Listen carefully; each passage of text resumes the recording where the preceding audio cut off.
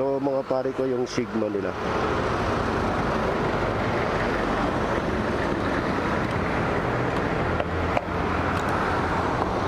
Wala siyang ano ng butter. Ito yung Rossi Sigma 250, kulay white. Ayan. So na-vlog na natin ito nung nakaraan. Maganda yung headlight na to, projector lamp.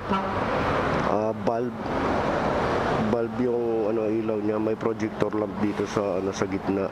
Siguro yun yung atang passing light or high. Nandito yung daytime running light niya. Matte color.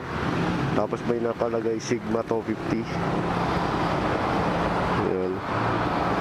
Tapos yung disc brake niya, may mga gooding siya, tsaka may reflectorization na ganyan para visibility pagdating ng gabi, paglidiko. Tapos may patulis siya dito na flarings. May decal siya dito na black and red para sa white na flarings. Then may nakalagay dito Sigma 250. May decals din siya na ganyan, black and red. Manday pagkaka ano niya, plastic. Tapos may nakalagay dito na Rossi sa tangke niya. Maganda yung upuan niya, malambot. Tapos may sticker na rin siya dito. Ayan o, nakalagay na. Saka yung tangke niya, okay, gano'n, naka-carbon yan boy. Tapos ayan yung panel board niya, may digital, saka yung panel board talaga na normal, meron siya dyan. Siguro maganda yung ano niyan, yung pag nabubuksan yan, maganda siguro yung animation niya. Tapos yung signal light, high and low, busina. Tapos yun, may hazard na rin siya dyan. Electric start. So ito yung Sigma 250, napakalaki yung gulong.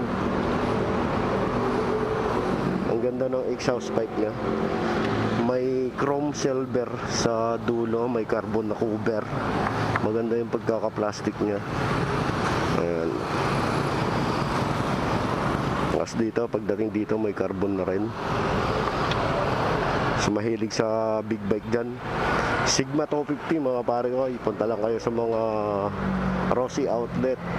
Tanong nyo na lang yung price kung magkano.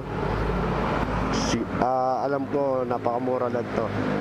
Pasok to sa budget meal para sa mga nagtitipid. Alam nyo naman ang presyo dito ng Rossi sa Davisan. Ayan, meron sila dito Sigma 250 tsaka yung e-bike.